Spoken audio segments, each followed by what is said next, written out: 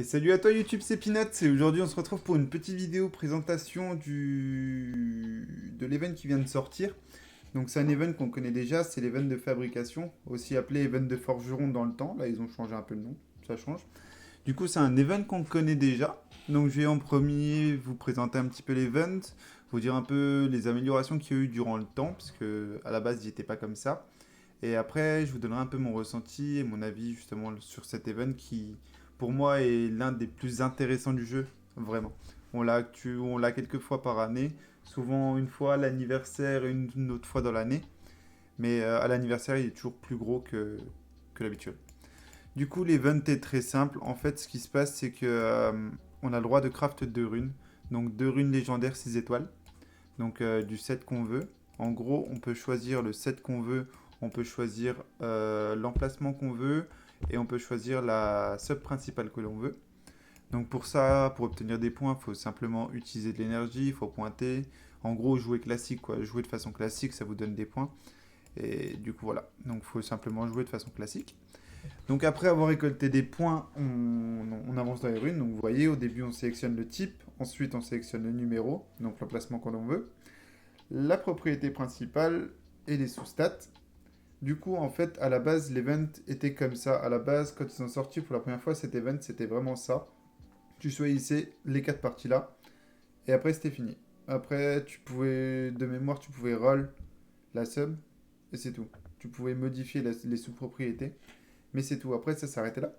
Et du coup, à la base aussi, c'était une seule rune légendaire qu'on pouvait craft. Après, ils sont passés à deux runes.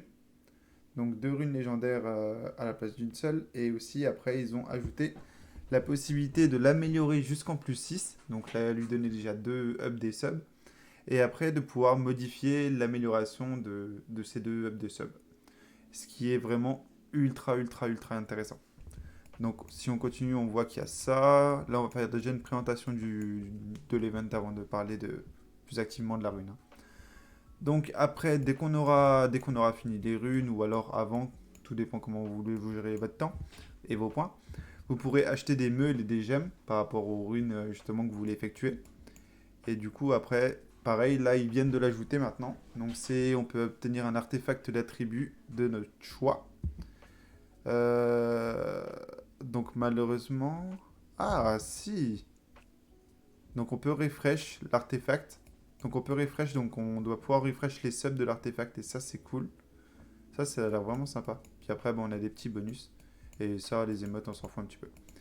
Donc, ce qu'il y a de vraiment intéressant dans ce set, dans cet event, on va pas regarder les runes directement. Donc, en fait, dans les runes qui sont beaucoup utilisées dans le jeu, on a surtout du rapide, qui est pas mal utilisé. Il y a du Vio, qui est très utilisé, c'est le set le plus utilisé. Il y a le désespoir, il y a le volonté. Ça, c'est vraiment les sets qui sont le plus utilisés, et c'est tout après. Donc vraiment, le but dans l'event est de se focus sur les sets là. Donc on a Swift, Vio, Désespoir et Volonté. Pour moi, c'est les 4 sets qui sont le plus utilisés. Et vraiment, je vous conseille une des deux runes, faire une violente. Une violente, c'est vraiment polyvalente. On l'utilise sur, je dirais bien, 2 tiers des monstres. C'est vraiment pour moi le set le plus polyvalent du jeu. Donc vraiment, c'est le set à prendre. Et ensuite, c'est un peu à vous de voir par rapport à ce que vous avez besoin. Donc, soit le Swift, le Despair ou le Volonté. Le Swift, ce qui est dommage, en fait, c'est vraiment que sur Swift, on recherche que la vitesse. Du coup, au final, si vous n'avez pas de proc vitesse dedans, enfin, vous avez déjà de base les 18, on en parlera après, mais vous avez déjà de base les 18, mais si après vous n'avez pas d'autres procs, c'est un peu dommage, finalement. Le Despair, c'est très bien. Après, à vous de voir si vous avez besoin spécialement de Despair ou pas, de Despair assez grosse. Et après, on a le Will qui est également très polyvalent comme le violent, qui s'associe très bien avec tout le reste en fait. Que ce soit violent, rapide ou désespoir, souvent on met le Will avec. Donc personnellement, moi je vais partir, je sais, sur une Vio Will, parce que c'est vraiment les sets que j'utilise le plus et dont tout le monde en a le plus besoin. Donc je vais vraiment faire les deux là. Ensuite, ce que je vous conseille, du coup, par rapport au slot, donc déjà, vous avez compris, hein, pour moi, vraiment les sets utiles, ça serait Swift, Violent, Volonté et Désespoir. Et ensuite, les sets les plus conseillés, du coup, en fait, je vous déconseille déjà de faire une 1-3-5, parce que c'est des runes que l'on drop extrêmement facilement. Enfin, vous avez beaucoup plus de chances de drop des bonnes 1-3-5 que des 2-4-6 finalement, vu que les 1.3.5 c'est des subs qui sont fixes. Vous voyez, c'est que de l'attaque flat. Alors que par exemple, si on prend les 4, vous voyez, ça change. La sub principale change. Donc à partir de là, vous avez beaucoup moins de possibilités de l'avoir. Donc vraiment, ce qui est intéressant, c'est déjà de partir sur des runes 2, 4, 6. Ensuite, ce qu'on peut parler, c'est par rapport aux subs principales. Donc, si on part du postulat qu'on veut prendre une rune 2, par exemple, le problème, c'est qu'une rune 2, c'est une vitesse. Honnêtement, en late game, il y a très peu de mobs qui jouent avec des attaques pour cent, quoi. Il y a très peu de mobs qui jouent avec des attaques pour cent. Très souvent, on prend de la vitesse. Donc au final, c'est un peu comme les 1, 3, 5, si on part de ce postulat. C'est qu'on va chercher une sub précise. Sauf que cette sub, on la drop également dans les donjons. Donc c'est un peu dommage. Et aussi, ce qui est un peu dommage, c'est que dans cet event, on va vraiment essayer de chercher sur nos 2 runes du coup qu'on va craft le maximum de vitesse possible, parce que c'est vraiment la vitesse, c'est la sub phare du jeu, c'est la sub principale dans tous les contenus, dans toutes les runes, dans tout ça. Donc là, avec l'event actuel, enfin l'event qui va sortir, on va vraiment essayer de chercher le maximum de vitesse. Donc partir sur une slot de vitesse, c'est dommage. Donc personnellement, je vous conseille d'éviter le 2. Vous allez en drop dans les donjons, ça c'est sûr. Donc il nous resterait plus que 4 et 6. Et à partir de là, vu qu'on peut craft 2 runes, pourquoi pas craft une rune 4 et une rune 6. Et après, vous regardez un peu ce que vous avez besoin. Donc on va partir sur du violent. Violent, du coup, très souvent, ce qui est joué en violent, c'est soit du PV pour cent, soit du DCC, ou alors... même pas de la def pour cent. En vrai, c'est surtout les deux là, de toute façon, qui sont beaucoup joués. Soit PV pour cent, soit DCC. Donc on regarde, par exemple, si je voulais me faire une Vio en slot 4, je regarde, voilà quoi, j'ai un peu plus de views en PV pour cent, même si c'est vrai que j'en ai peu, et j'ai pas beaucoup de views en DCC. Faut vraiment que vous regardiez par rapport à ce que vous avez besoin, et aussi par rapport à la qualité de vos runes que vous avez besoin. Par exemple, là, si je vous montre, voilà, j'ai celle-ci à 32 de speed en view, qui est très bien, mais voilà, j'ai très peu de, à part ça, j'ai très peu de DCC, vous voyez, j'en ai 4, donc celle-là qui a même pas, enfin, il n'y a pas de TC, dans une event sans speed, celle-là qui a pas de speed. Donc personnellement, je partirais peut-être quand même sur une DCC en 4. Parce que j'en ai que 4 quoi. Et après, pour la deuxième, si je me réfère par rapport au set qu'on avait vu juste avant, donc entre le Swift, le violon, comme je vous ai dit, moi celui que j'utilise, qu'il me faudrait le plus, ça serait du Will. Donc le Will, si je regarde en 6, j'en ai quelques-unes. Mais j'en ai pas assez parce que comme je vous dis, j'utilise énormément. Donc pourquoi pas partir sur du Will en 6 également, en PV pour cent. En fait, il faut vraiment regarder par rapport à son compte les besoins que l'on a. C'est vraiment ça le plus important. Et après, ajuster par rapport à ce qu'on a. Ensuite, donc, ce qui va se passer, c'est que quand on a choisi les runes qu'on voulait faire, donc là par exemple, moi, une Vio en 4 DCC et une Will en 6 PV pour cent, par exemple. Je suis pas sûr de faire ça, je verrai bien, je verrai plus tard. Donc quand on a fait ça, après on va pouvoir les up plus 6, donc améliorer en plus 6. Et à partir de... En fait, non, à partir de là, on va pouvoir choisir les sous-propriétés que l'on veut. Donc si par exemple on part sur une DCC en 4, il faut des sous-propriétés qui vont avec. Donc qu'est-ce qui va avec le DCC? Il y a la vitesse qui va partout dans le jeu. Il y a le TC qui va très bien avec le DCC. Donc le taux crit qui va très bien avec le dégât crit. L'attaque pour cent qui va très bien, vu que souvent quand on met taux crit, dégâts crit, c'est qu'on veut mettre sur un knocker. Donc un knocker, c'est quelqu'un qui fait beaucoup de dégâts. Donc pour ça, l'attaque pour cent est bien. Et aussi PV pour cent. En général, comme ça, il peut tanker un peu plus. Ou alors vraiment peut-être de la précision ou autre. Mais en général, c'est quand même mieux de la PV pour cent. Comme ça, on peut gémer. Ça, on en parlera dans une autre vidéo. Le fait de gémer et meuler. Et donc, après, on choisit les sous-stats. Ce qui est bien, c'est qu'on peut les modifier. Donc vraiment, essayer d'avoir le maximum des jets que l'on veut par rapport aux sous-stats que l'on veut.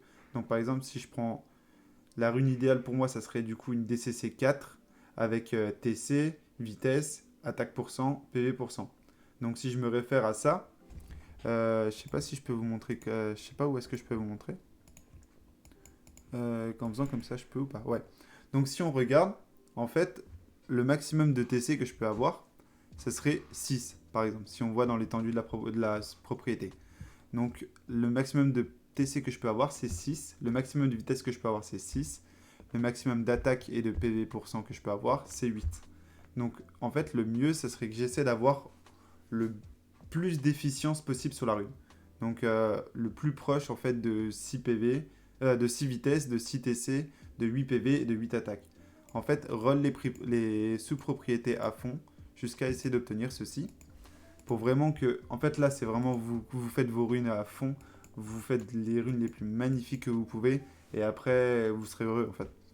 Faut vraiment maximiser le fait de se dire cette rune faut qu'elle soit belle. Donc faut envoyer déjà tartiner à fond sur le farm. Ça c'est obligatoire si vous voulez vraiment faire des belles runes. Là c'est vraiment obligatoire, il va falloir tartiner. Et du coup après avoir de la chance, de toute façon tout se joue sur la chance, ça c'est sûr. Et donc quand ça c'est fait, quand vous avez les subs qui vous correspondent, que vous souhaitez, vous pouvez améliorer la rune en plus 6. Donc vous savez déjà faire les 2 ups de sub.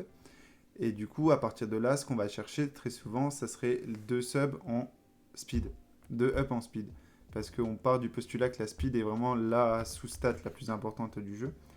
Et du coup, le mieux c'est vraiment de...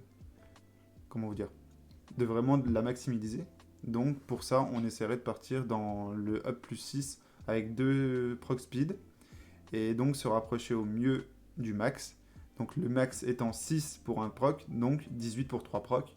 Donc le mieux étant de se rapprocher du max, donc 18. Et je vais vous montrer par exemple par rapport à la rune que je vous ai montré tout à l'heure.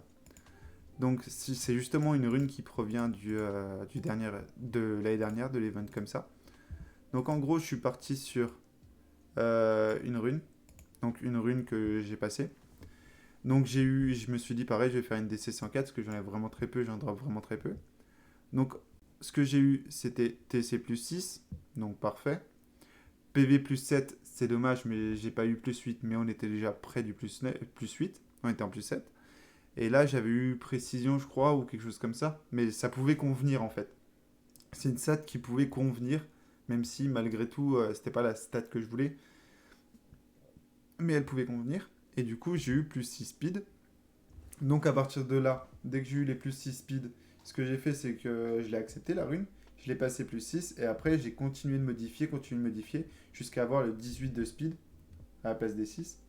Et du coup, à partir de là, j'avais déjà plus de chances d'avoir la possibilité d'avoir une grosse rune, une rune vraiment rapide. Et du coup, j'ai eu de la chance. J'ai eu beaucoup de chance d'avoir justement de la rune, enfin le double proc vitesse. Du coup, ça m'a fait une grosse rune. Mais voilà, en fait, il faut vraiment essayer de jouer à fond pour limiter les possibilités de non-chance en fait. Donc voilà. Après, je sais pas si je vous ai très bien expliqué. Si vous avez d'autres questions ou autres, n'hésitez pas dans les commentaires.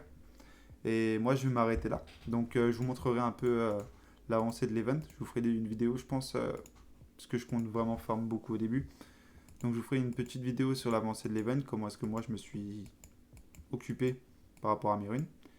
Et du coup, voilà. Et donc, si vous avez des questions par rapport à vos runes, si vous savez pas trop quoi faire, si vous voulez juste me demander mon avis sur quelle rune vous pourriez faire, n'hésitez pas à soit les dire en commentaire ou alors sur le Discord. J'essaie d'y répondre au maximum.